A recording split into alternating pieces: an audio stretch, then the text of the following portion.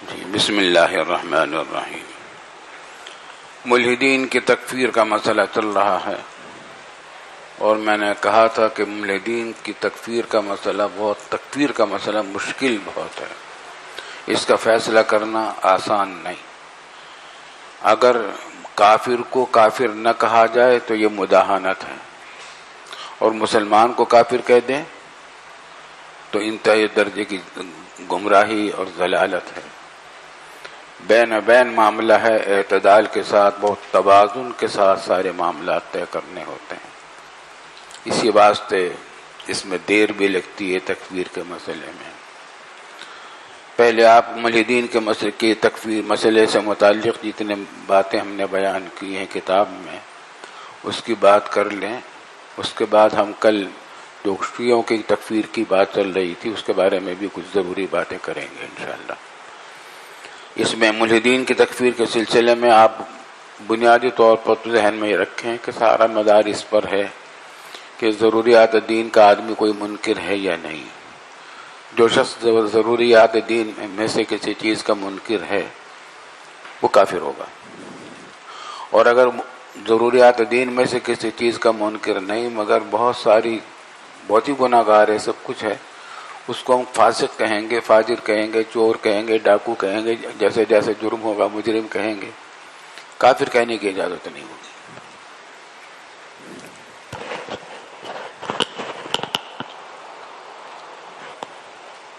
اور اس میں تکفیر کے مسئلے میں اگر بے احتیاطی کی جائے تو حدیث آپ مسلم شریف میں پڑھ لیں گے، اور اس کے اندر بھی ہم نے اشارتاً اس کو ذکر کیا ہے کہ تکفیر کرنے والے کی طرف خود تکفیر لوٹ جاتی ہے۔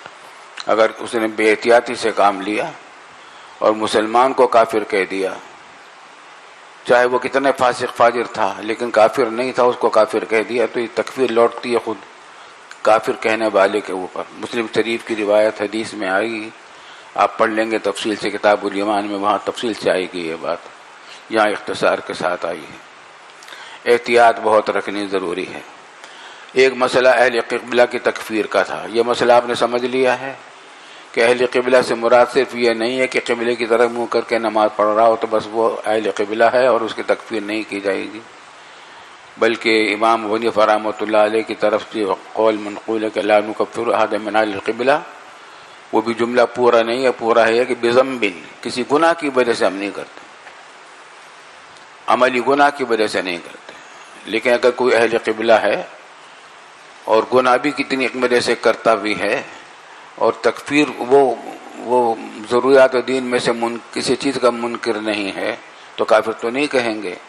لیکن اگر سارے کام کرتا ہے، تہجد گزار ہے، نمازی ہے، حج بھی کیا ہے، سب کچھ کرتا ہے، لیکن کسی ایک ضرورت دینی کا انکار کر رہا ہے تو کافر ہو جائے گا۔ اس کو اہل قبلہ کہیں گے ہی نہیں۔ اہل قبلہ ایک اصطلاح ہے، اور اہل قبلہ کہتی اس کو ہے جو تمام ضروریات دین کو مانتا ہو اور کسی بھی ضرورت دینیہ کا انکار نہ کرتا ہو۔ اہل قبلہ سے مراد وہ ہے، اور اس کی دلائل ہم نے دی ہیں احمد شاہ انور شاہ کشمیر رحمۃ اللہ علیہ کے حوالے سے، آپ نے پڑھ لی ہوں گے، سمجھ میں آ گئی نا اچھی طریقے سے۔ ان میں کسی بات کو سمجھنا تو نہیں ہے کچھ اہل قبلہ کے مسئلے میں، کسی کو پوچھنا ہے کچھ تو اگلے مسئلے کو دیکھیں گے۔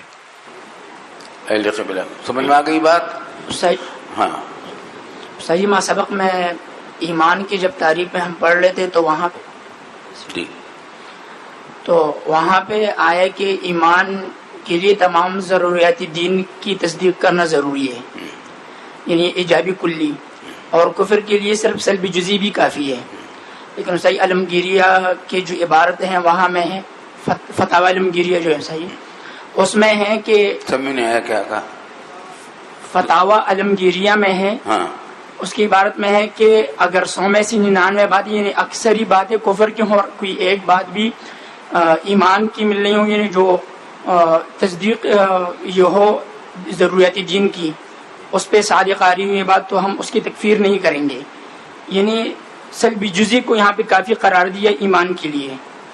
نہیں، سمجھ لیجیے بات کو، سارا مدار وہی چل رہا ہے، ایجاب کلی ضروری ہے تمام ضروریات دین کا، سلب جزئی اگر ثابت ہو جائے گا کافر ہو جائے گا، لیکن سوال یہ کہ سلب جزئی ثابت ہو جائے.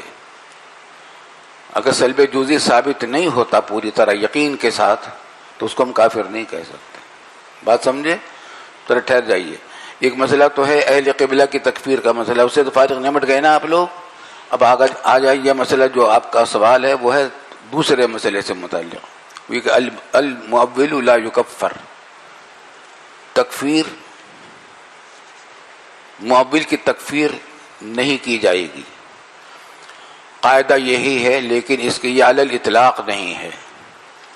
تعبیل کو دیکھا جائے گا کہ تعبیل وہ ضروریات دین کے مخالف ہے یا نہیں. اگر تعبیل بھی ضروریات دین کے خلاف ہوگی تب بھی یہ تعبیل تکفیر سے رکاوٹ نہیں بنے گی. مثلا قادیانی یہ کہتے ہیں کہ ہم قرآن کریم کی آیت مانتے ہیں کہ کیا ما کان محمد ابا احد من رجالکم ولکن رسول اللہ وخاتم النبیین. ہم مانتے ہیں قرآن کی آیت ہے، لیکن اس کا معنی ہے افضل النبیین، خاتم النبیین اس کا معنی نہیں ہے. لیکن ان کے جو یہ تفسیر ہے، تعویل جو ہے، یہ خود تعویل جو ہے خود ضروریات دین کے خلاف ہے، کیونکہ قرآن کریم کی اس آیت خاتم النبیین کی تفسیر تواتر سے یہ بات ثابت ہے کہ اس سے مراد آخری نبی ہے، افضل النبیین مراد نہیں ہے. تو اس بات تکفیر، یہ تعویل مؤول کی کافی نہیں ہوگی اور اس کی تکفیر کی جائے گی. یہاں تک کی بات سمجھ میں آ گئی؟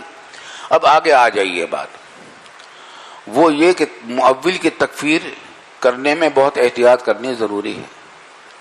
اگر کوئی شخص کلمہ کفر کہتا ہے اور اس کے اندر احتمالات ہیں 100 یا 1000، یہ معنی بھی ہو سکتے ہیں، یہ معنی بھی ہو سکتے ہیں، یہ معنی بھی ہو سکتے ہیں، یہ معنی بھی ہو سکتے ہیں. ایک معنی ایسے ہیں کہ وہ ہیں تو وہ بھی غلط، لیکن وہ ضروریات دین کے منکر نہیں ہیں. باقی معنی جو ہیں ضروریات دین کے خلاف ہیں سارے کے سارے، جتنے احتمالات ہیں. اور ایک معنی کا احتمال ایسا ہے کہ وہ ہے تو وہ معنی بھی غلط، لیکن وہ ضروریات دین میں سے کسی چیز ضرورت دینی کا انکار نہیں کرتا. تو اب دیکھا جائے گا کہ متکلم جو ہے اگر وہ زندہ ہے، اس سے پوچھا جائے گا کہ بتاؤ تمہاری مراد کیا ہے. اگر اس نے بتا دی ان 1000 معنی میں سے ایک معنی جو ضروریات دین کے خلاف ہے، وہ معنی مراد ہے، تکفیر کی جائے گی اس کی. بات سمجھ میں آتی ہے؟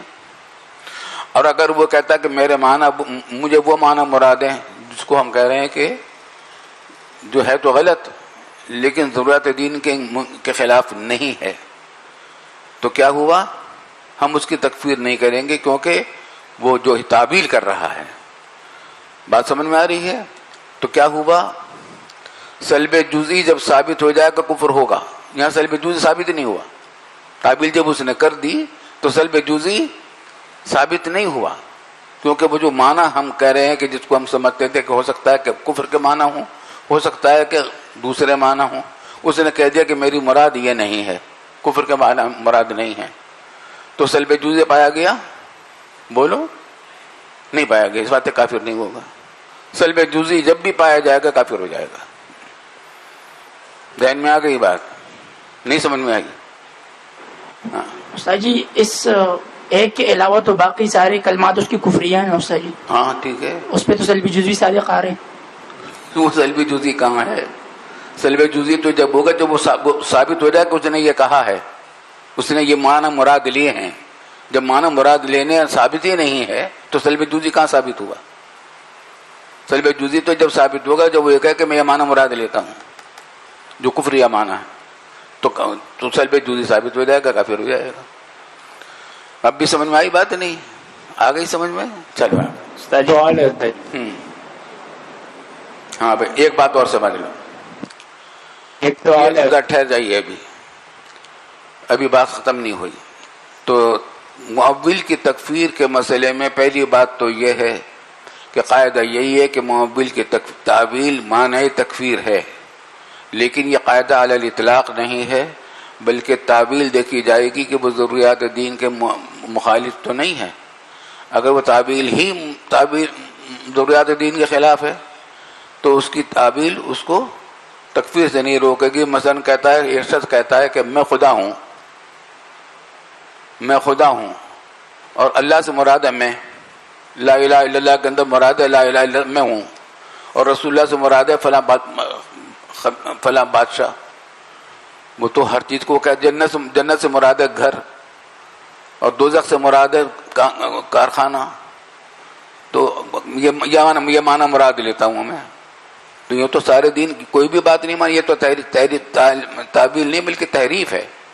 تو ہر تعبیل معتبر نہیں ہوگی، معنی تکفیر نہیں ہوگی، بلکہ وہ تعبیر معنی تکفیر ہوگی جو باقی الفاظ میں اس کا احتمال ہو، وہ لفظ ایسا ہو کہ اس کے معنی یہ بھی ہو سکتے ہوں لغت کے اعتبار سے اور عرف کے اعتبار سے، یا یہ معنی بھی ہو سکتے ہوں یا معنی بھی ہو سکتے ہوں کہ یہ معنی کا احتمال ہے اس میں. ان میں سے وہ کہتا ہے میرے یہ معنی مراد ہے. کوئی بھی دیکھا جائے گا کہ ضرورت دین کے خلاف ہے یا نہیں. اگر وہ کہتا ہے ضرورت دین کے خلاف ہے تو سلب جزئی پایا گیا، کافر ہو جائے گا. اور اگر وہ ان میں سے کوئی معنی کہتا ہے کہ میری مراد یہ ہے جو ضرورت دین کے مخالف نہیں ہے، یہ مراد اگرچہ غلط وہ بھی ہے، تب بھی اس کو کیا کہا جائے گا کہ اس نے ضرورت دین کا انکار نہیں کیا. بات تو غلط کہی ہے، لیکن ضرورت دینی کا انکار چونکہ نہیں کیا تو جہالت کی بات تو اس نے کی ہے لیکن کافر نہیں ہوا. اتنی بات سمجھ میں آ گئی. دوسری بات یہ ہے کہ یہ سب باتیں اس وقت ہیں جب وہ موجود ہو، زندہ، اس سے معنی پوچھنا ممکن ہو، تب تو اس سے پوچھا جائے گا. زندہ ہے یا اس سے رابطہ ممکن ہے، جب تو اس سے پوچھا جائے گا تمہاری مراد کیا ہے. جو مراد بتائے گا اس کے مطابق فیصلہ کیا جائے گا. اور اگر وہ زندہ نہیں ہے، مر گیا ہے، یا ایسی جگہ ہے جہاں آپ اس سے رابطہ نہیں کر سکتے، فون وغیرہ بھی نہیں بات کر سکتے، پتہ بھی نہیں کہاں ہے، اب آپ پر لازم ہے وہ بات جو فتح عالمگیریہ کی بات ہے کہ اس معنی میں سے دیکھو کہ کوئی معنی ایسے ہیں جس سے وہ کفر تکفیر سے بچ جائے. اگر کوئی معنی ایسے نکلتے ہیں تو ہم یہ کہیں گے کہ ہو سکتا ہے کہ قائل نے اس کے یہ معنی مراد لیے ہوں، اور اگر یہ معنی مراد لیے ہیں تو چونکہ یہ ضرورت دینیہ کا منکر انکار نہیں ہے، اس واسطے وہ کافر نہیں ہوا، کیونکہ سلب جزئی یقینی طور پر نہیں پایا گیا. سلب جزئی جب یقینی طور پر پایا جائے گا تو کفر ہو جائے گا. سلب جزئی اگر یقینی طور پر نہیں پایا جائے گا تو کفر نہیں ہوگا، تکفیر نہیں ہوگی. یہ بات سمجھ میں آ رہی ہے نہیں؟ اچھی طرح سمجھ میں آ گئی نہیں؟ سلب جزئی سے کافر ہو جائے گا لیکن سلب جزئی یقینی طور پر ثابت ہو. کسی کے بارے میں بدگمانی کر لیں آپ، مثلا بریلوی حضرات، بعض بریلوی حضرات ہم کو کہتے ہیں کہ یہ کافر ہیں کیونکہ گستاخ رسول ہیں. بدگمانی انہوں نے ہمارے بارے میں کر رکھی ہے، تو ہم گستاخ رسول تو الحمدللہ نہیں ہیں، تو ہم تکفیر سے بچ جائیں گے. ان کے لیے حرام ہے یہ کہنا. بدگمانی کرنا جائز نہیں ہے. کوئی معنی اگر ایسے ہیں جو معنی تکفیر کے بن سکتے ہوں، لیکن وہ معنی کہتا ہے میں مراد نہیں، دوسرے معنی بھی اس کے اندر احتمال کے ہیں، دوسرے معنی کا بھی احتمال ہے، تو پھر کہا جائے گا کہ ٹھیک ہے یہ کفر سے بچ گیا. اگر وہ مر چکا ہے اور اس سے رابطہ کرنا ممکن نہیں، اس کی مراد معلوم نہیں ہو سکتی، اب ہم پر لازم فعل المفتی ان یمیل الی ذلک الوجہ، وہ عبارت آ گئی عالمگیریہ کی کہ جب کسی مسئلے میں وجوہ کفر کے بہت سارے ہوں اور تو مفتی پر لازم ہے کہ وہ مائل ہو جائے، راجح قرار دے اس قول کو جو کفر کو واجب نہیں کرتا. اب کیوں؟ احتمال ہے کہ ہو سکتا ہے کہ اس نے یہ معنی مراد لیے ہوں. ہیں تو یہ بہت سارے معنی غلط، سب کفریات ہیں، لیکن ایک معنی اسی لفظ کے ایک معنی ایسے بھی بن سکتے ہیں، تو ہو سکتا ہے کہ اس نے یہ مراد لیا ہو. جب یہ احتمال نکلا، اذا جاء الاحتمال بطل الاستدلال، ادرؤوا الحدود ما استطعتم. یہ بالکل جس طریقے سے حدود کا معاملہ ہے کہ حد شرعی ختم ہو جاتی ہے، ساقط ہو جاتی ہے، اگر ذرا سا بھی شک ہو جائے اس جرم کے ثبوت میں تو حد ساقط ہو جاتی ہے. آئی سمجھ میں بات نہیں؟ مثلا حدود کے مسئلے میں سمجھ لیجئے،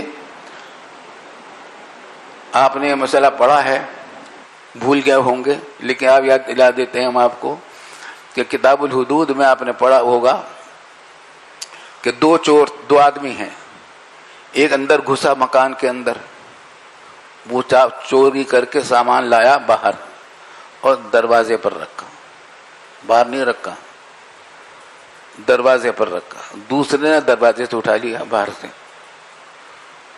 دونوں کے ہاتھ نہیں کٹیں گے، دونوں کو حد جاری نہیں ہوگی، کیونکہ اس نے حرز سے باہر نکالا نہیں۔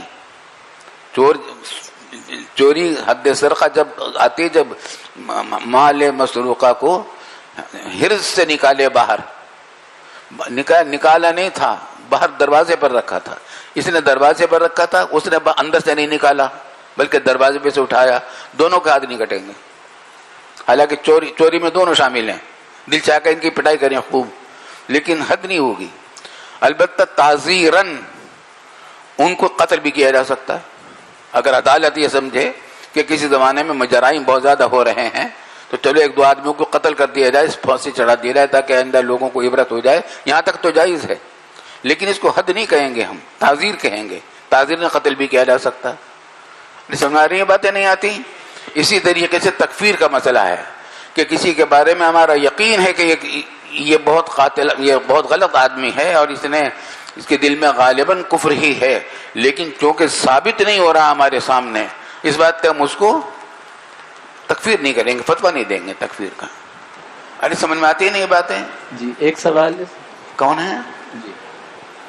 جی سر۔ ہاں جی، یہ توہین رسول اللہ صلی اللہ علیہ وسلم کرنے والے کی تعویل بھی اسی طرح قبول کی جائے گی؟ جی، تو توہین رسول صلی اللہ علیہ وسلم کرنے والے کی تعویل بھی ایسے ہی قبول کی جائے گی؟ دیکھا جائے گا اگر اس نے واقعی توہین کی ہے تو کافر ہو جائے گا، فوراً کافر ہو جائے گا، کوئی فرق ہی نہیں ہے، لیکن ثابت ہو جائے، جب تک ثابت نہیں ہوگی، صرف بدگمانی سے نہیں، ثبوت ہو جائے قطعی یقینی طور پر کہ اتنا توہین کی ہے رسول اکرم صلی اللہ علیہ وسلم کی، تو کافر ہو جائے گا۔ اچھا، یہ بات سمجھ میں آ گئی؟ سوال ہے ہاں بھائی۔ سر جی، کسی کی تکفیر کس وقت تسلیم کی جائے گی؟ کہ کوئی ایک مفتی فتویٰ دے دے، یا تمام علماء کا متفقہ فتویٰ آ جائے، یا ریاست کسی کی تکفیر کرے تب اس کی تکفیر کو تسلیم کیا جائے؟ اچھا سوال ہے۔ تو بات یہ ہے کہ مفتی مکلف ہے فتویٰ دینے کا۔ آج کل کے زمانے میں فتنے سے بچنے کے لیے، کیونکہ فتنے سے بچنا بھی ضروری ہے، قرآن کریم میں فتنے سے بچنے کی بہت تاکید کی گئی ہے، تو فتنے سے بچنے کے لیے اجتماعی فتویٰ ہونا چاہیے۔ مفتی کو چاہیے کہ ایسے معاملات میں فتویٰ اکیلا نہ دے، بلکہ مشورہ کرے، دوسرے اہل فتویٰ علماء کو مشورے میں شامل کرے، اور پھر سب مل کر متفقہ طور پر فتویٰ دے، جیسے کہ ہم نے منکرین حدیث کے بارے میں فتویٰ کا طریقہ بتلایا تھا آپ کو۔ ذہن میں آ رہی ہے نا بات؟ ورنہ فتنہ پھیلے گا، علماء میں لڑائیاں پیدا ہو جائیں گی، یہ کہے گا کہ وہ کافر، تو کہے گا کافر نہیں، تو جھگڑے پیدا ہو جائیں گے، فتنہ پیدا ہو جائے گا۔ بات سمجھ میں آتی ہے بھائی؟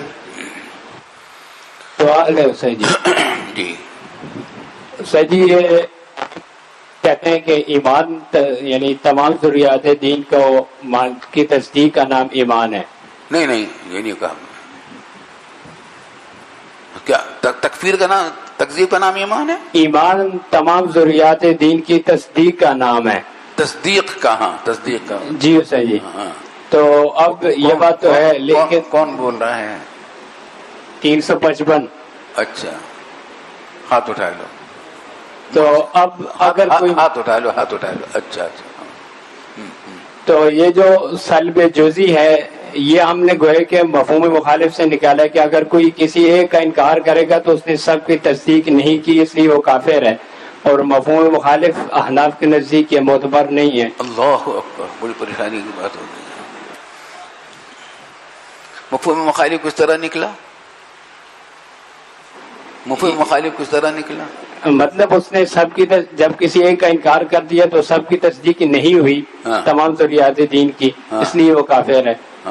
تو یہ بات ہے یا کوئی اور بات ہے؟ یہ مفہوم مخالف ہے، یہ مفہوم مخالف اس کو کہتے ہیں۔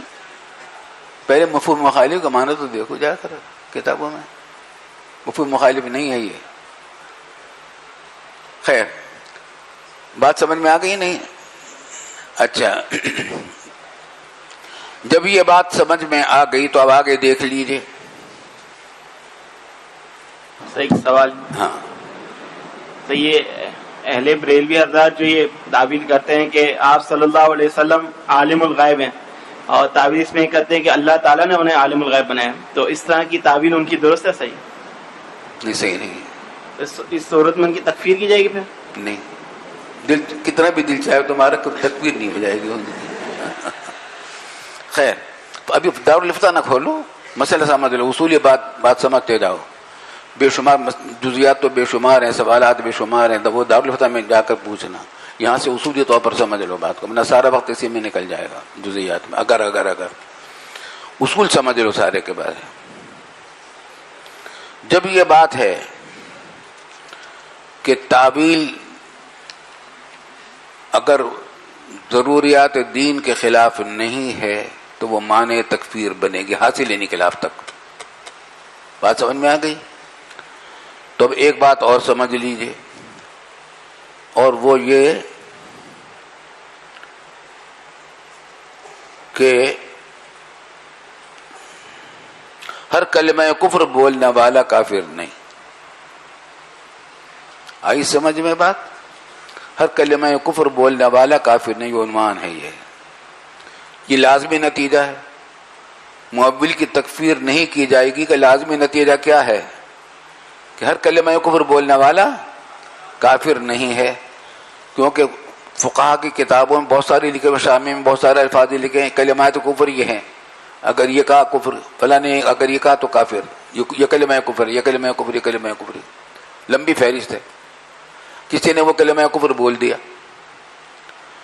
تو وہ اس کو ہم ابھی کافر نہیں کہیں گے. صاحب شامی میں لکھا ہوا ہے جملے کے بارے میں اسے بولنے والا کافر ہے. یہ بھی اسی اصول کے تحت آئے گا کہ اس سے پوچھا جائے گا کہ تم نے جو کلمہ بولا ہے، اگر اس کے اندر ایک سے زیادہ معنی کا احتمال ہے، جب تم پوچھا جائے گا. اگر ایک سے زیادہ معنی کا احتمال نہیں پھر تو نہیں پوچھا جائے گا. لیکن اگر ایک سے زیادہ معنی کا احتمال ہے تو اس سے پوچھا جائے گا بتاؤ تمہاری مراد اس کلمہ سے کیا ہے. اگر وہ اس کا معنی وہ بتاتا ہے جو ضروریات دین کے خلاف ہے، تکفیر کی جائے گی. اور اگر ایسے معنی بتاتا ہے جو ضروریات دین کے خلاف نہیں ہے لیکن لفظ میں وہ معنی احتمال رکھتا ہے، اس معنی کا احتمال ہے، تو وہ تکفیر سے بچ جائے گا. بات سمجھ میں آ گئی؟ ارے سمجھ میں آ گئی بات بھائی؟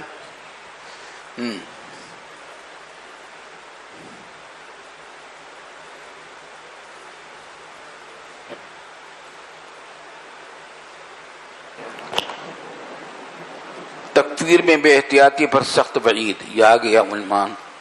یہ ہم پہلے بھی ابھی زبانی بتا چکے ہیں کہ اس میں بے احتیاطی خطرناک ہے، کیونکہ مسلم شریف کی حدیث ہے کہ وہ تکفیر خود آدمی کی طرف لوٹ جاتی ہے. لیکن لوٹنے کا کیا مطلب ہے، اس کو ہم نے ذرا بیان کیا تفصیل سے. اس میں کچھ اشکال ہو سکتا تھا، جواب ہو سکتا تھا. یہ سمجھ میں آ گئی تفصیل آپ کے؟ سمجھ میں آ گئی بات؟ خلاصہ یہ ہے کہ تمام لمبی بحث کا خلاصہ یہ ہے کہ اگر کوئی تکفیر کرتا ہے ایسے شخص کی جو تکفیر کا مستحق نہیں ہے، تو وہ تکفیر کا وبال تکفیر کرنے والے کی طرف لوٹتا ہے. اس کا مضر اثر، وہ مضر اثر کبھی کفر کی شکل میں ہوگا، کبھی فسق کی شکل میں ہوگا. تکفیر کرنے والا کبھی خود کافر ہو جائے گا اور کبھی خود کافر تو نہیں ہوگا مگر فاسق ہو جائے گا، گناہ گار ہوگا، اور اس پر لازم ہوگا کہ وہ توبہ کرے. بات سمجھ میں آ رہی ہے؟ مثلا بریلوی حضرات ہمارے بزرگوں کو کافر کہتے ہیں، حضرت تھانوی رحمۃ اللہ علیہ باللہ، کہ گستاخ رسول ہیں، یہ تہمت ہے رسول حضرت تھانوی رحمۃ اللہ علیہ پر.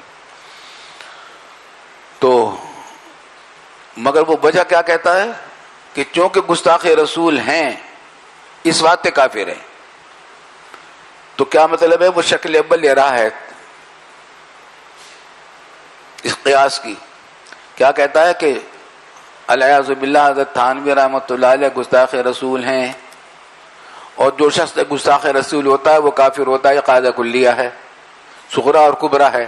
اس میں کبرا تو صحیح ہے، صغرا غلط ہے. آئی سمجھ بات نہیں؟ کبرا غلط نہیں ہے، صغرا غلط ہے. اس نے غلط یہ بات کہی کہ حضرت تھانوی رحمۃ اللہ علیہ گستاخ رسول ہیں, اور یہ ضروریات دین کے خلاف نہیں ہے. یہ بات کہیں ضروریات دین میں نہیں لکھا ہوا, حدیث متواتر میں کہیں نہیں لکھا ہوا کہ حضرت تھانوی گستاخ رسول نہیں تھے. تو کیونکہ ضروریات دین کا انکار اس نے نہیں کیا, وہ کافر نہیں ہوگا. آ رہی ہے سمجھ میں بات نہیں؟ ارے سمجھ میں آتی ہے نہیں باتیں؟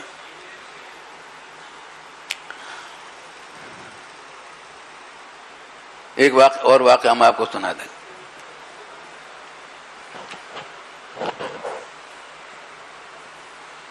بریلوی حضرات کی بات آ گئی. خیر, تکفیر کفر لوٹ جاتا ہے, سمجھ میں آ گیا آپ کے بات؟ کبھی بیانی کبھی کفر لوٹتا ہے, کبھی اس کا وبال لوٹتا ہے کہ اس کی وجہ سے خود گناہگار ہو جاتا ہے. جیسے کہ بریلوی حضرات ہیں, ہمیں کافر کہ حضرت تھانوی رحمۃ اللہ علیہ کو کافر کہنے کی وجہ سے وہ خود کافر نہیں ہوں گے, لیکن گناہگار ہو جائیں گے, کیونکہ انہوں نے صغرا غلط کہا ہے اور اس میں ایک بزرگ کی توہین کی ہے اور جھوٹ بولا ہے, تو اس کی وجہ سے وہ گناہگار ہو گئے. توبہ والا عظیم ہو جائے گی. ایک واقعہ ہم آپ کو سنا دیں. اچھا ہے لوگوں کو معلومات رہے ہیں. آج ہمارے نوجوانوں میں بڑا جذبہ ہوتا ہے دوسروں سے لڑائیاں کرنے کا اور مخالفتیں کرنے کا اور مناظرہ بازی کرنے کا اور مخالفانہ تقریریں کرنے کا. خیر, ضیاء الحق صاحب مرحوم صدر پاکستان تھے اور بزرگ آدمی تھا, یہ نیک آدمی تھا, مرد مومن تھا. ہم نے اس کو بہت قریب سے دیکھا ہے. بسا اوقات اس کے ساتھ میٹنگیں ہماری صبح سے شروع ہوئی, رات تک چلی. جب وہ مرا تو اس کی جیب میں ایک بھی پیسہ حرام کا نہیں تھا, اس کے نہ بینک میں. بڑے سے بڑے دشمن بھی اس کے بارے میں آج تک کی باتیں نکال سکے کہ اس نے کوئی ایک پیسہ ناجائز لیا تھا. پکا نمازی تھا, روزے دار تھا. ہم نے بہت قریب سے اس شخص کو دیکھا. حضرت تھانوی رحمۃ اللہ علیہ کے خلیفہ خاص حضرت مفتی محمد حسن صاحب رحمۃ اللہ علیہ, ان کی مجلس میں حاضر ہوتا تھا.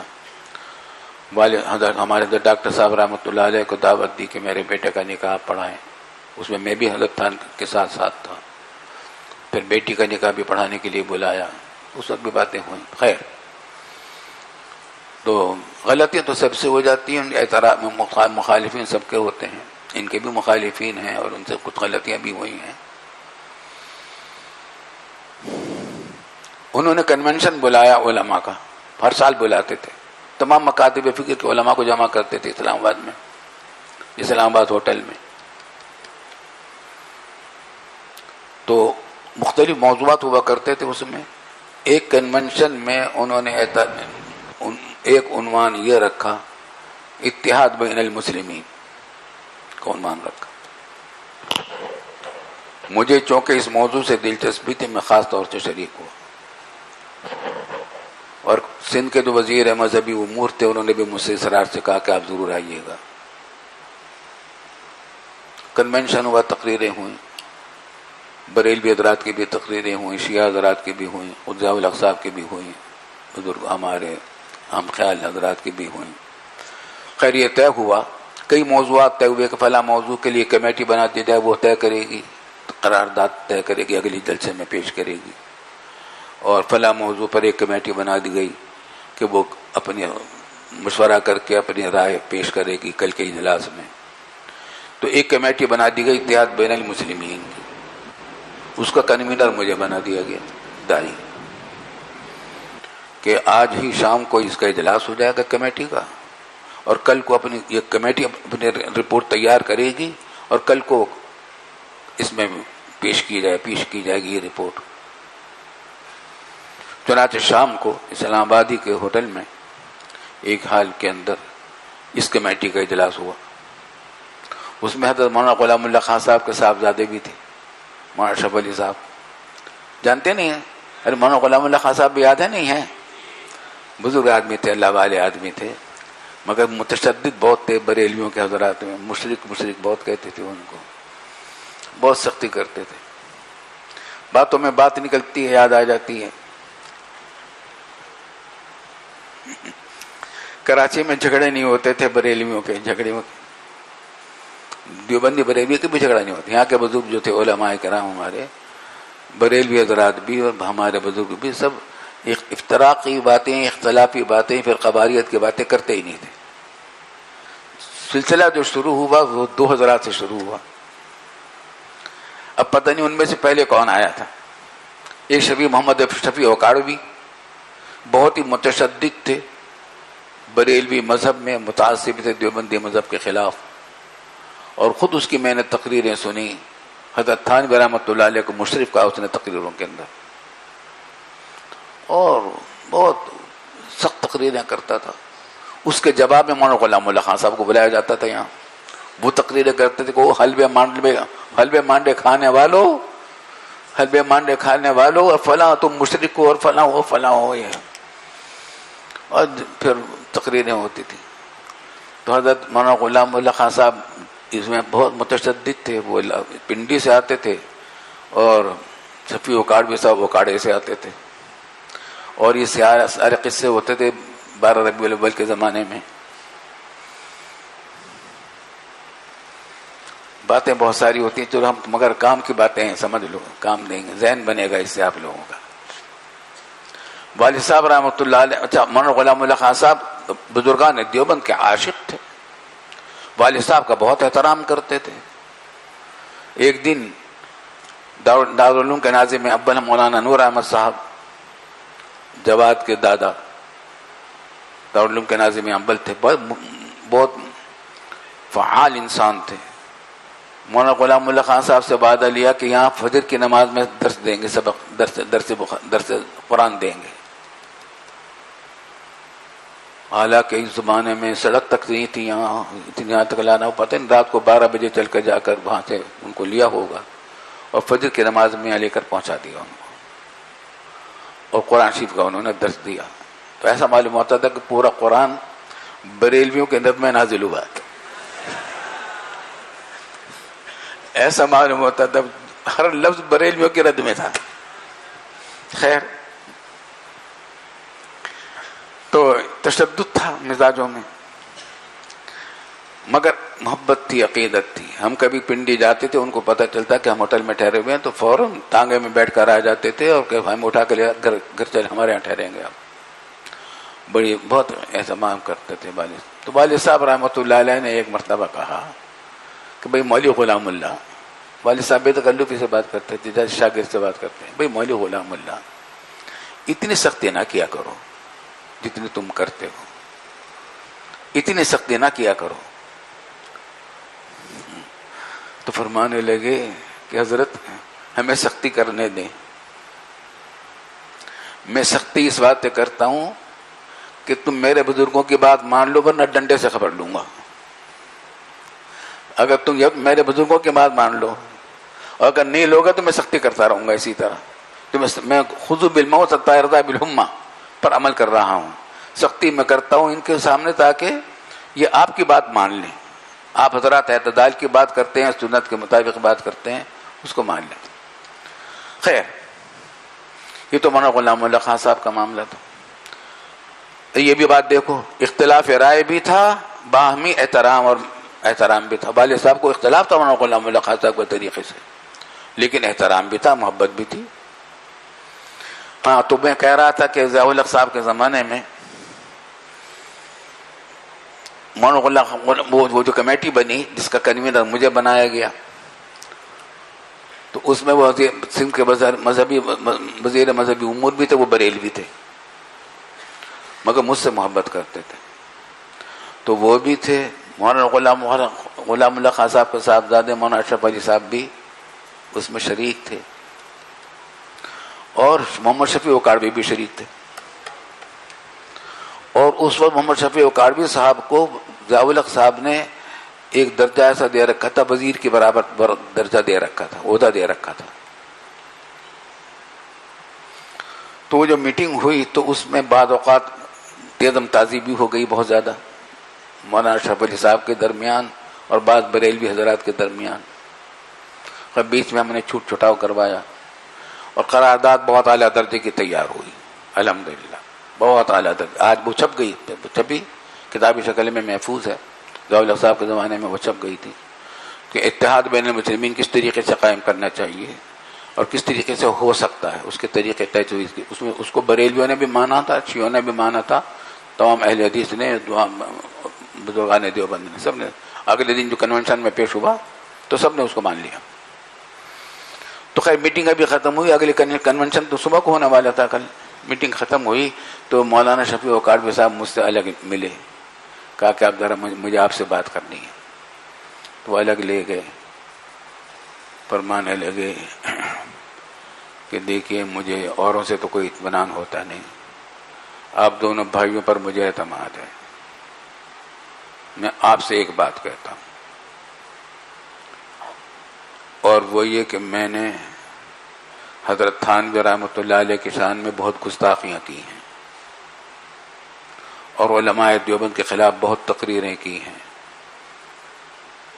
میں نے ان کو کافر اور مشرک بھی کہا ہے، میں اب توبہ کر چکا ہوں،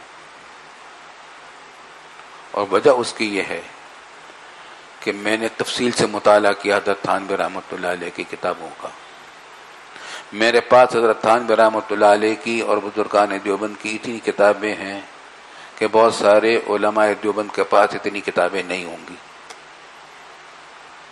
حضرت تھانوی رحمۃ اللہ علیہ کو جو گستاخ رسول کہا گیا ہے، وہ کتاب چاہے نا ایک فروع الایمان یا کیا ہے، مجھے نام ہمارا حافظہ کمزور ہو گیا، ایک چھوٹا سا کتاب چاہے، اس میں ایک جملہ ہے جس کو دوسرے معنی بھی پہنائے جا سکتے ہیں، غلط معنی بھی پہچانا جائے، ظاہر ہے کہ حضرت تھانوی کے وہ مراد نہیں تھے، تو وہ میں نے جملہ دیکھا تھا، ہمیں اس جملے کی بنیاد پر کافر کہتے تھے، لیکن اب تو حضرت تھانوی رحمۃ اللہ علیہ نے بعد میں اس لفظ سے اس جملے کو بدل دیا تھا کہ اس جملے کو اس طریقے سے نہیں ہونا چاہیے، اس سے غلط معنی کا وہم پیدا ہوتا ہے۔ اس واسطے میں تو اب توبہ کر چکا ہوں، اب خدا کے لیے اگر ہم نے نہ کیا اس معاملے کو ختم، یہ جھگڑا فساد دیوبندیوں بریلویوں کا، تو ہم سے پوچھ ہوگی آخرت میں۔ یہ کون کہہ رہا ہے؟ یہ مولانا محمد شفیع وقاڑوی کہہ رہے ہیں، ان کے صاحبزادے اب بھی زندہ ہیں ماشاءاللہ۔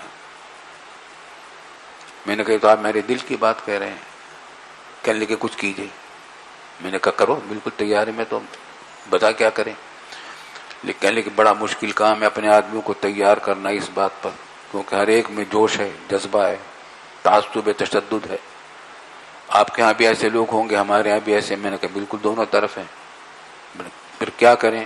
میں نے کہا اب ایسا کرتے ہیں کہ آپ جائیے کراچی، اپنے خاص لوگوں کو کہیے کہ یہ کام کرنا ہے اور اعلان کرنا ہے کہ ہمارے درمیان کوئی اختلاف نہیں ہے، دیوبندی بریلویوں کے درمیان، اور تو کوئی اختلاف ہے ہی نہیں نا، فقہ تو سب کا ایک ہے، وہ بھی حنفی ہم بھی حنفی، مسئلہ صرف کس بات چند مسائل ہیں، عالم الغیب وغیرہ وغیرہ، وہ تعویلات اس میں کی جاتی ہیں،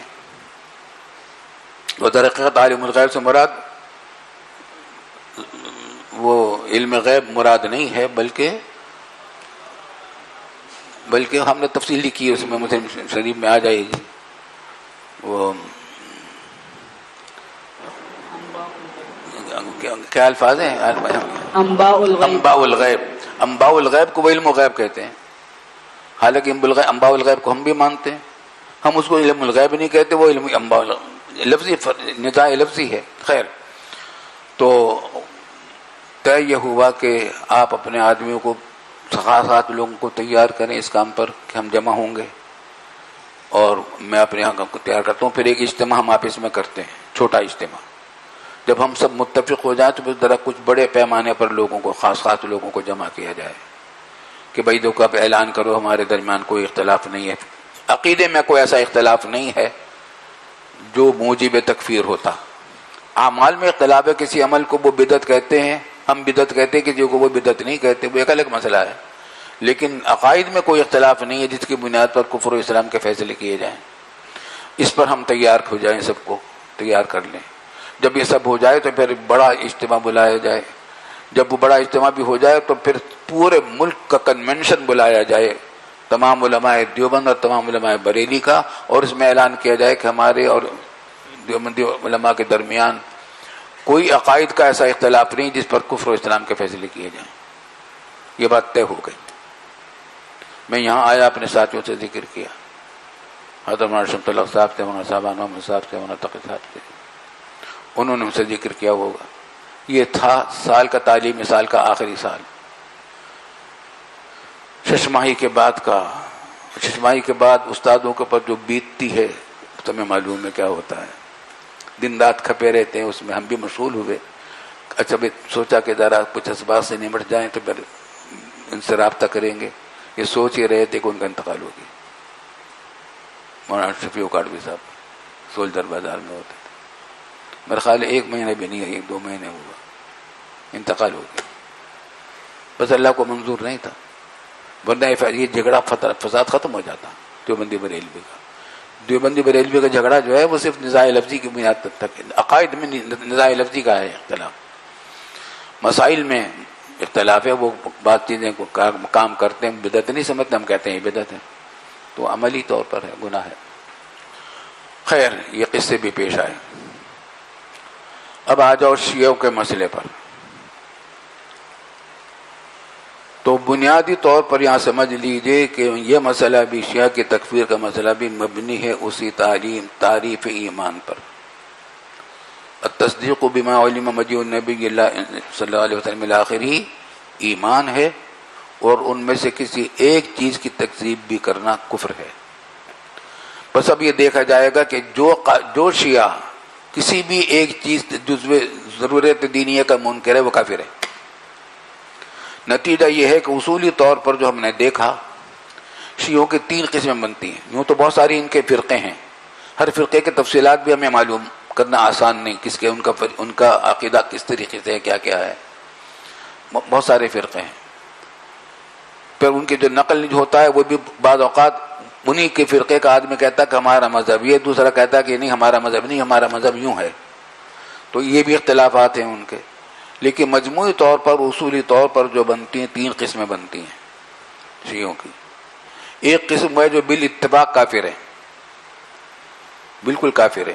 مثلا آقا خانی یہ بھی شیعوں کی ایک قسم ہے لیکن کافر ہے. آقا خان کو معبود سمجھتے ہیں تو دائرہ اسلام سے خارج ہے. پوری امت کا مسئلہ ہے، متفق علیہ طور پر کافر ہے آقا خانی. نصیری اور دروزی یہ شام میں ہوتے تھے، تو یہ لوگ بھی کافر ہیں کیونکہ یہ الوہیت علی کے قائل ہیں. حضرت علی کو الہ مانتے تھے، معبود مانتے تھے. اسی طریقے سے جو لوگ افک عائشہ کے قائل ہیں وہ بھی اتفاق کافر ہیں. جو حضرت ابو بکر صدیق رضی اللہ تعالیٰ عنہ کی صحابیت کے خلاف ہوں، منکر ہوں صحبت ابو بکر کی، وہ بھی اتفاق کافر ہیں. جو تحریف قرآن کے منکروں صریح طور پر، صرف اجمالی طور پر نہیں، صریح طور پر انکار کرتے ہوں تحریف قرآن کا، حفاظت قرآن کا، وہ بھی اتفاق کافر ہے. اور اگر کوئی کسی کا عقیدہ یہ ہے کہ جبریل امین سے وہی لانے میں غلطی ہوئی، اللہ میں نے جو بھیجا تھا ان کو علی کے پاس، لیکن پہنچ گئے وہ حضور صلی اللہ علیہ وسلم کے پاس، ایسے بھی ہیں اس میں شیعوں میں، تو یہ بالاتفاق کافر ہے. خلاصہ یہ کہ جو شخص بھی ما ثبت من الدین ضرورتاً کا منکر ہے، جو فرقہ بھی وہ کافر ہے، بالاتفاق کافر ہے. اب یہ فیصلہ کرنا پڑے گا کہ کون سا فرقہ ما ثبت من الدین ضرورتاً کا منکر ہے صراحتاً، اور کون سا صراحتاً نہیں. بات سمجھ میں آتی؟ دوسری قسم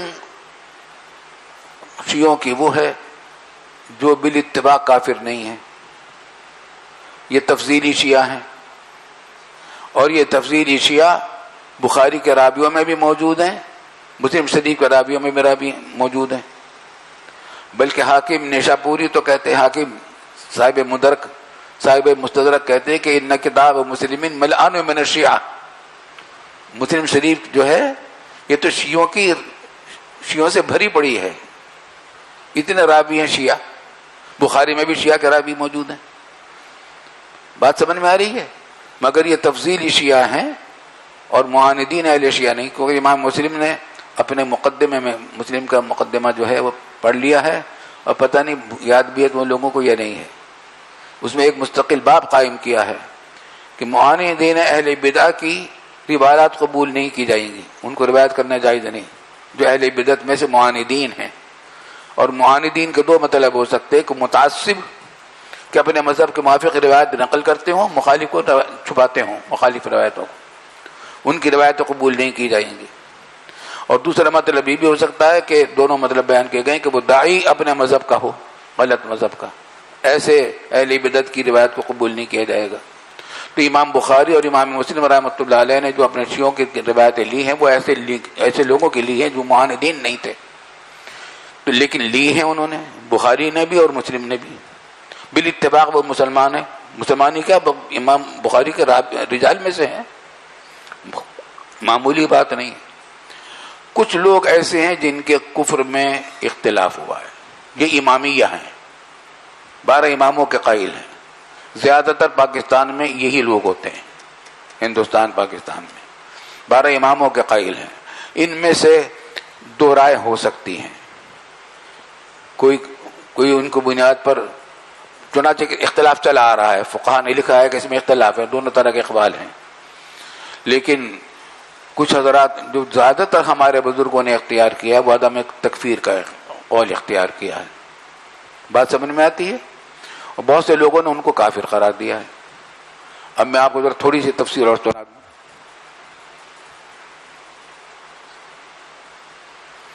لکھنؤ میں ایک ادارہ تھا مولانا، اب ہم کیا بتائیں، ہماری یادداشتیں اب اتنی کمزور ہو گئی ہیں، پہلے سب باتیں حفظ یاد رہتی تھیں. دارالمصنفین، دارالمبلغین، مولانا مشہور بزرگ تھے بھائی، عبدالحی لکھنوی صاحب. نہیں اب وہ تو فقیہ تھے، نہیں یہ تھے اس معاملے میں شیعوں کے مقابلے میں عبدالشکور لکھنوی. غالباً لکھنؤ میں ایک ادارہ تھا اور اس کے سربراہ تھے، نام ان کا مجھے یاد ہے، کتابوں میں ہمارے سے لکھا ہوا ہے سب. خیر، ان کا فتویٰ یہ تھا کہ یہ امامیہ جو ہیں یہ کافر ہیں. بات سمجھ میں آتی ہے؟ انہوں نے اور بھی بہت سارے علماء کے دستخط اس پر لیے تھے. حکیم الامت حضرت تھانوی رحمۃ اللہ علیہ کے پاس بھی بھیجا تھا. حکیم الامت حضرت تھانوی رحمۃ اللہ علیہ نے اس پر تصدیق نہیں کی، فتویٰ کو قبول نہیں کیا. دارالعلوم دیوبند بھی بھیجا تھا، دارالعلوم دیوبند کے حضرات نے بھی اس کی تصدیق نہیں کی اور اس کو تسلیم نہیں کیا. خلاصہ یہ کہ دیوبند، سہارنپور کے دارالفتاؤں میں زیادہ تر ہندو پاکستان کے دارالفتہ انہی کتابیں تھے، وہ انہوں نے اس بات کو نہیں مانا تھا. لیکن لکھنؤ کے جو بزرگ تھے وہ اس کو کافر کہتے تھے، ان کو کافر کہتے تھے. تو یہ اختلاف چلا آ رہا تھا، ہندوستان سے انگریزوں کے زمانے سے چلا آ رہا تھا. اب پاکستان میں آنے کے بعد یہ جھگڑا نہیں تھا، بالکل نہیں تھا. شیعہ سنی سب ایک ساتھ مل کر کام کر رہے تھے، بلکہ پھر قادیانیوں کے خلاف جو تحریک چلی اس میں شیعہ اور قادیان، شیعہ اور سنی سب مل کر ایک تھے. دستور پاکستان کے لیے کوششیں کی، محنتیں کی، اس میں سب ایک تھے. اور میں گواہ ہوں، اور میرے بعد گواہ بھی نہیں رہے گا کوئی، آخری لوگوں میں سے ایک ہوں میں. سن 48 میں ہم ہجرت کر کے پاکستان آئے تھے.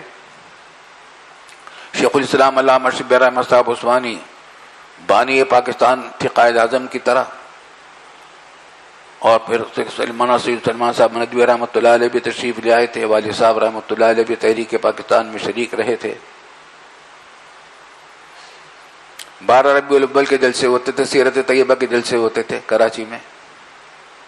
میں گواہ ہوں اس بات کا، بلکہ شاہد ہوں، خود شریک ہوں کہ اس زمانے میں گاڑیاں اتنی تھوڑی ہوتی تھی، تو ہر عالم کے پاس گاڑی بھی نہیں ہوتی تھی.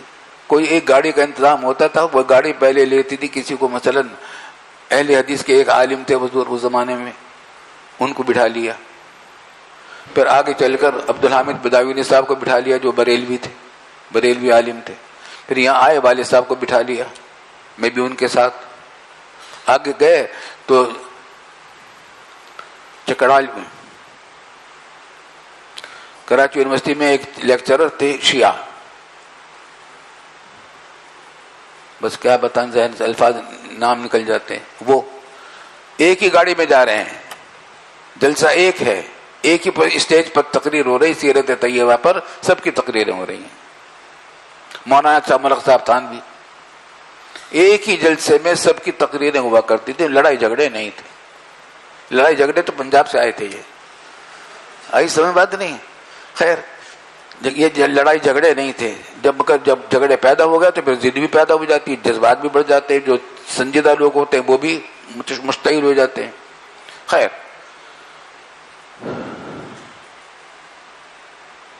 اس طریقے سے شیعہ سنی سب مل کر کام کر رہے تھے. قادیانیوں کے خلاف تھے.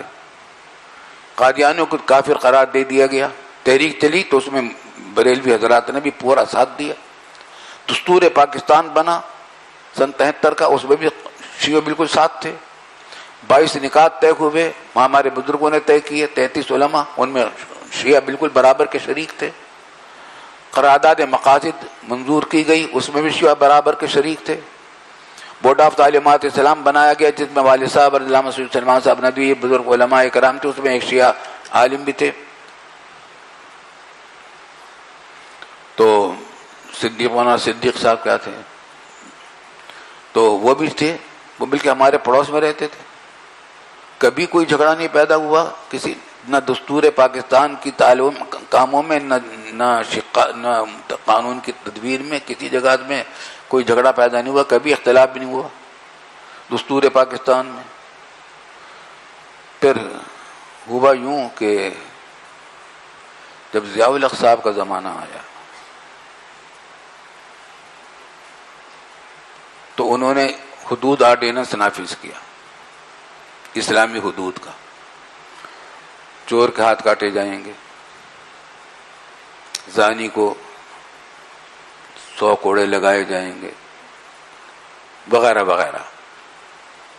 یہ قانون اسلامی قانون کے مطابق نافذ کر دیا.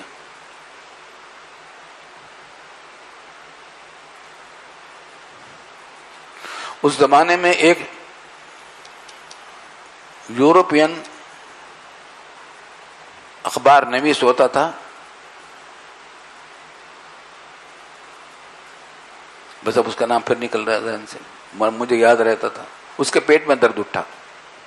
یہ تو قانون بن گیا اسلام کا، یہ تو اسلام کا قانون بن گیا، اسلامی نافذ ہو رہا ہے اسلام. ضیاء الحق صاحب تو اسی کام پر لگے ہوئے تھے کہ نافذ کروں گا میں اسلام کو. بتدریج کام کر رہے تھے.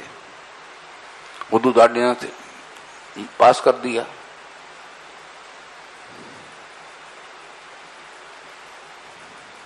نام یاد نہیں آ رہا ہے. وہ پہنچا مولانا، وہ جو شیعہ تھے عالم، اسلامی نظریاتی کونسل میں بھی وہ شریک رہے، جن کو میں کہہ رہا ہوں والد صاحب کے ساتھ بھی انہوں نے کام کیا تھا.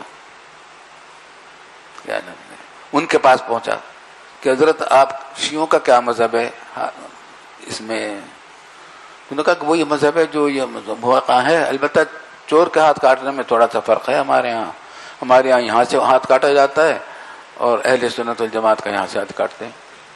اچھا یہ ہوتا ہے کہ ہاں ایسا ہوتا ہے. اچھا بس اس نے جا کر اس کو اخبارات میں دے دیا کہ اسلامی نظریاتی کونسل کے رکن مولانا فلاں نے جو شیعہ ہیں اعلان کیا ہے کہ شیعہ مذہب کے خلاف ہے یہ قانون.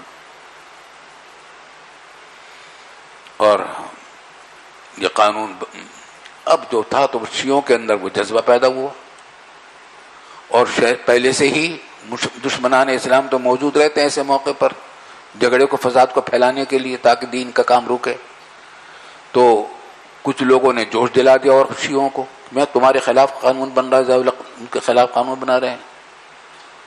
اشتعال ہوا، جلسے ہوئے، بیانات آئے، یہاں تک کہ شیعوں نے دھرنا دے دیا اسلام آباد میں اور ایوان صدر کے پاس باہر جا کر دھرنا لے کے بیٹھ گئے کہ اس قانون کو واپس لو ورنہ ہم یہاں سے ہٹیں گے نہیں.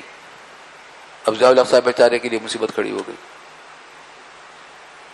انہوں نے کہا جب دیکھا کہ مان نہیں رہے کسی بھی طریقے سے، انہوں نے کہا کبھی چلو ایسا کر لیں گے، دیکھا جھگڑے کی کیا بات ہے، یہاں سے کے بجائے ہم یہاں سے کاٹ دیں گے.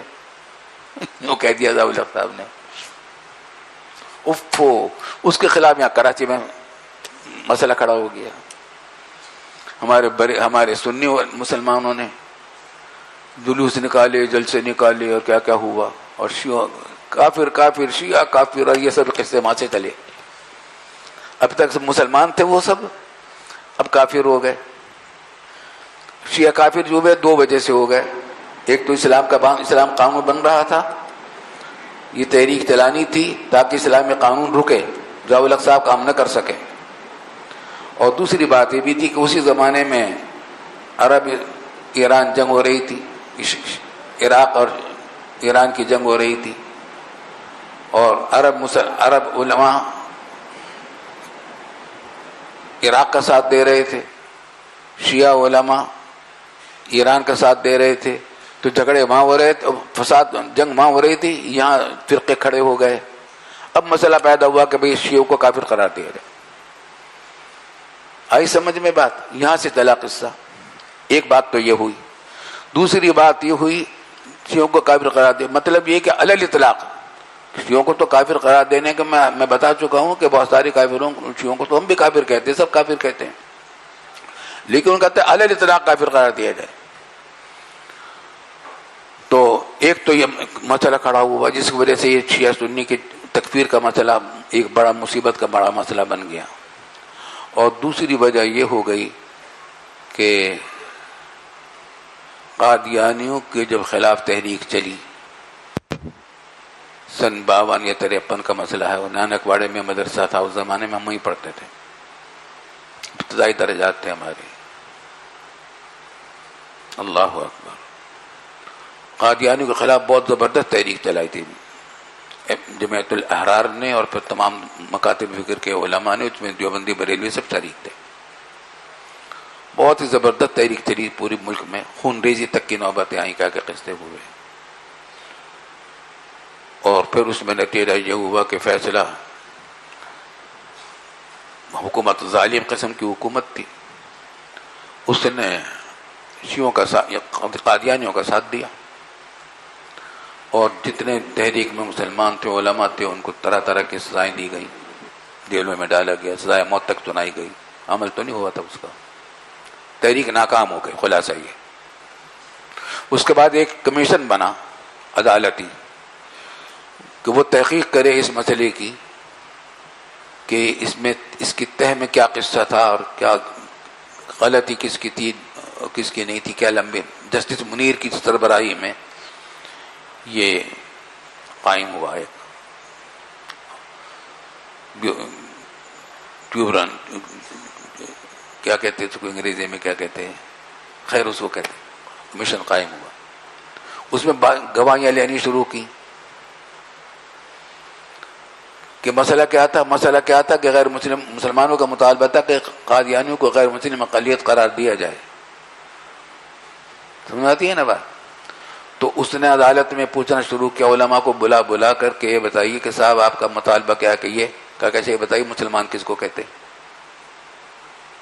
اب کسی مسجد کا امام تھے، وہ محقق نہیں تھے، تجربہ کار نہیں تھے، انہوں نے کہا کہ مسلمان اس کو کہتے ہیں جو ائمہ کو مانتا ہو، صحابہ کرام کو مانتا ہو، خلفائے راشدین کو مانتا ہو، حضور صلی اللہ علیہ وسلم کو مانتا ہو، فلاں فلاں. اچھا بھائی ائمہ کو مانتے ہو، اہل حدیث جو ہیں پھر مسلمان ہیں کافر ہیں؟ فقہاء اربعہ کو اہل حدیث تو نہیں مانتے، وہ کافر ہیں مسلمان. اور وہ خاموش واپس آ گئے. اگلے دن کسی اور کو بلا لیا، اس قسم کے سوالات کرنے لگے، اور پہلے سے تیاری نہیں کر کے تھے. ایسے علماء کو بلاتے تھے جو ان کو منہ توڑ جواب نہ دے سکیں. یہاں تک کہ والد صاحب کو بھی بلا لیا. والد صاحب سے پوچھا کہ آپ کا مطالبہ کیا ہے؟ کہ مطالبہ یہ ہے کہ غیر مسلم اقلیت قرار دیا جائے شیعوں قادیانیوں کو، کیونکہ یہ کافر ہیں. بولو ان کا صاحب تعریف کیا ہے مسلمان کی؟ والد صاحب نے کہا کہ اس سوال کا جواب میرے ذمہ نہیں ہے، میں اس کے ذمہ دار نہیں ہوں کہ اس سوال کا جواب دوں، کیونکہ آپ کا سوال غلط ہے. تعریف کی جاتی ہے نظری امور کی، بدیہیات کی تعریف نہیں کی جاتی. سنا رہے نہیں؟ تعریف تیسر المنطق سے پڑھا رہے نہیں؟ تعریف جو کی جاتی ہے نظری امور کی جاتی ہے، بدیہیات کی نہیں کی جاتی. اگر میں آپ سے کہوں کہ یہ جو میرے ہاتھ میں چھڑی ہے اس کی تعریف کیجئے, آپ تعریف کر دیں گے اس کے جامع اور معنی؟ بدیہیات کی تعریف نہیں کی جاتی. اور مسلمان ایک بدیہی ایک حقیقت ہے, 1500 سال سے یہ امت چلی آ رہی ہے مسلمانوں کی. اس بات آپ کے اس سوال کے جواب میری ذمہ داری نہیں ہے. بالکل کوئی جواب نہیں تھا ان کے پاس. پھر فرمایا کہ میں تبرعاً جواب دیتا ہوں آپ کو. پھر تعریف کی. اس پہ قادیانیوں نے اپنا وکیل کھڑا کر رکھا تھا ہر جگہ, ہر اجلاس میں. اور قادیانی وکیل نے سوال کیا کہ صاحب یہ بتائیے کہ شیعہ کافر ہیں یا مسلمان؟ والد صاحب نے کہا کہ ہم تو ان کو علی الاطلاق کافر نہیں کہتے. کہا کہ آپ کا فتویٰ ہے, آپ نے دیوبند میں فلاں فلاں علماء دیوبند نے فتویٰ دیا تھا, یہ چھپا ہوا ہے, وہی لکھنؤ کا والا فتویٰ, اور اس پر والد صاحب کے دستخط بھی اور ہمارے بزرگوں کے دستخط بھی چھپے ہوئے. دستخط نہیں تھے بلکہ نام ان کے چھپے ہوئے, گویا دستخط کرنے والے وہ بھی ہیں. والد صاحب رحمۃ اللہ علیہ نے کہا کہ نہ میں نے کبھی یہ فتویٰ لکھا نہ کبھی میں نے اس پر دستخط کیا, یہ جعلی ہیں, میرے دستخط نہیں ہیں. تو کہا کہ یہ تو کتاب میں چھپے ہوئے ہیں. والد صاحب رحمۃ اللہ علیہ نے آ کر یہاں آتے ہی خط لکھا. مولانا قاری محمد طیب صاحب رحمۃ اللہ علیہ کو دارالعلوم دیوبند کے محترم والد صاحب کے دوست تھے, اور ان کو یہ بات پوچھی کہ کیا ہماری طرف سے کبھی شیعوں کے علیہ طلاق تکفیر کی گئی ہے؟ تو حضرت علامہ ان کا خط آیا تھا, یہاں ہمارے پاس فائل میں محفوظ ہے کہ جیسے آپ کا خط ملا میں فوراً دارالفتہ میں پہنچا, میں نے ریکارڈ نکلوایا ہے اس زمانے کا جب یہ فتویٰ یہاں آیا تھا. تو اس میں دیکھا ہے میں نے کبھی دارالعلوم سے کبھی شیعوں کے علیہ اطلاق تکفیر نہیں کی گئی, کبھی کوئی فتویٰ جاری نہیں. تو قادیانیوں نے تحریک چلائی اس بات کی کہ کافروں کو, شیعوں کو کافر قرار دیا جائے. تو کئی اسباب جمع ہو گئے. ضیاء الحق صاحب اسلام کی تنفیذ کر رہے تھے, اس بات یہ جھگڑا پیدا کیا گیا تاکہ راستہ رک جائے تجویز اسلام کا. دوسرا مسئلہ یہ ہو گیا کہ عرب ایران جنگ ہو رہی تھی, اس میں غیر ملکی اثرات اس کو شامل ہوئے اور ان کی وجہ سے یہاں جھگڑے پیدا کیے گئے.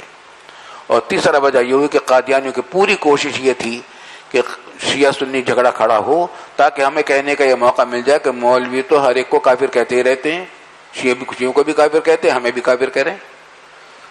اپنی بات کو منوانے کے لیے اس قسم کی حرکتیں کی ہیں انہوں نے. اللہ تعالیٰ ان تمام فتنوں سے ہماری حفاظت فرمائے.